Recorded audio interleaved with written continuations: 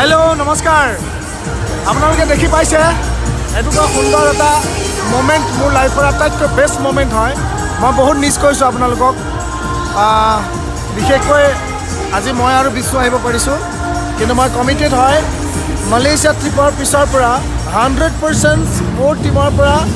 Minimum 6গৰাকী ব্যক্তিক মই নেক্সট পাৰ্ল এক্সিকিউটিভ হিচাপে এষ্টাব্লিছ কৰি মালয়েছিয়া ট্ৰিপটো বিল্ড কৰাম I am very happy so' be alert be work hard, sincerely work towards your successful journey.